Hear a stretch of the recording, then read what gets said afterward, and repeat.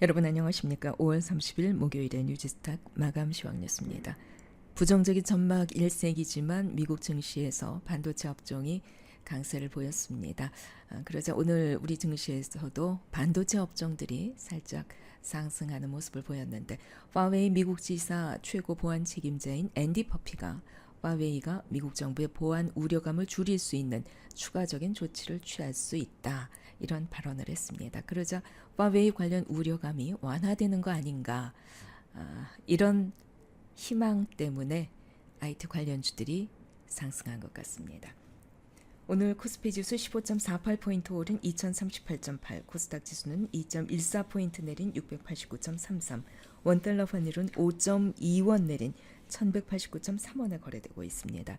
코스피 시장에서는 외국인이 428억 원, 기관이 230억 원어치 순매수했고 개인은 719억 원어치 순매도했습니다.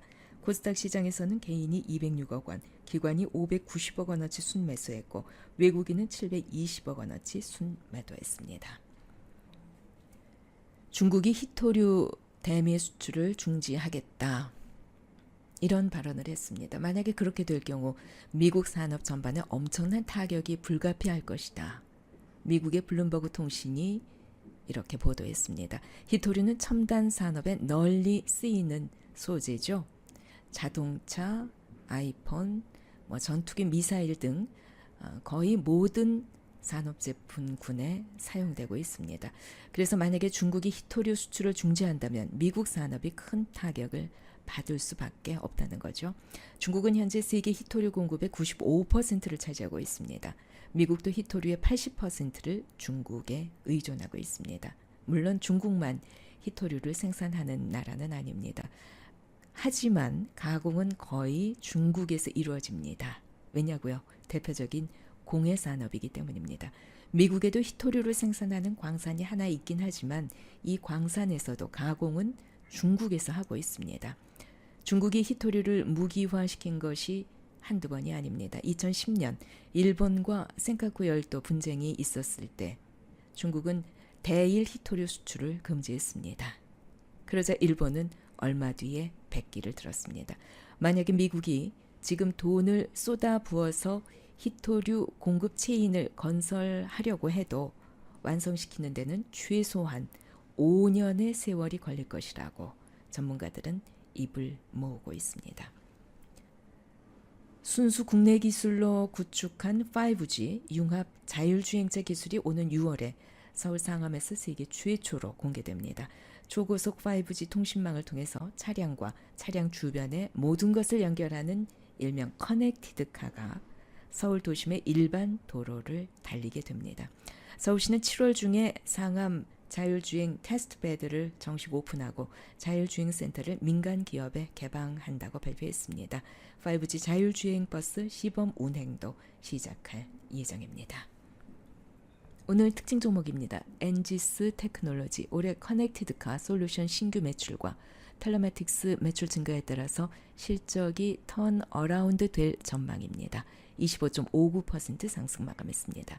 알서포트 일본 원격 근무 시장 공략 기대감에 12.6% 상승 마감했습니다. 신흥 SEC 2차 전지 수혜 기대감으로 12.54% 상승 마감했습니다. GMP 자회사 VT 코스메틱 또 BTS 향수 흥행 기대감으로 9.77% 상승 마감했습니다. 네오팜 중국 왕홍 생방송에서 MLE 크림이 완판됐다는 소식에 9.15% 상승 마감했습니다. 내일은 5월의 마지막 날이자 금요일입니다. 내일도 변동성이 심하겠죠.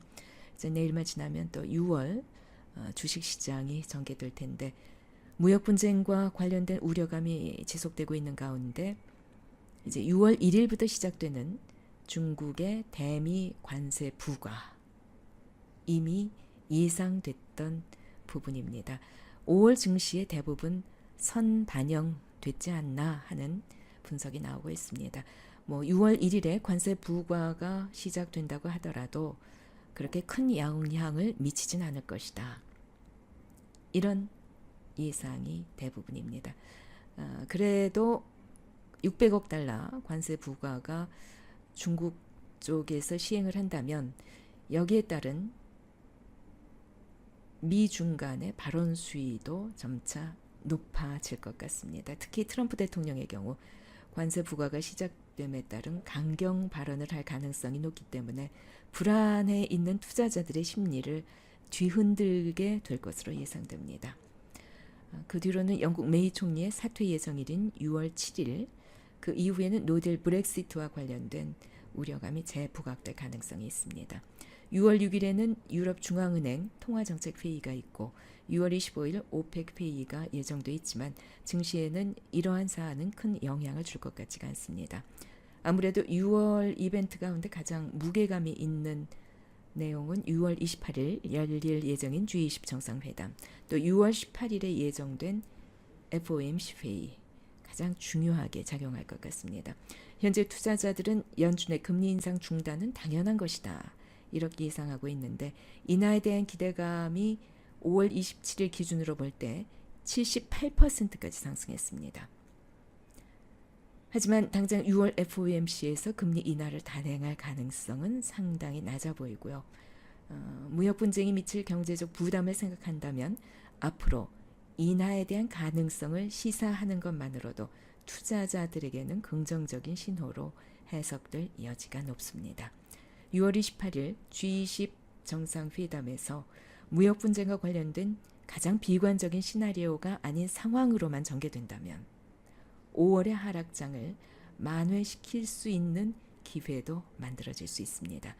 FOMC 회의, G20 정상회담까지 시간이 남아있기 때문에 증시의 흐름은 즉각적인 상승 분위기로 전환되기보다는 높아진 변동성 상환 밑에서 바닥권 확인 흐름이 진행될 가능성이 높아 보입니다.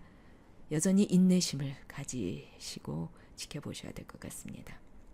5월 30일 목요일에 뉴지스탁 마감 시황 뉴스였습니다.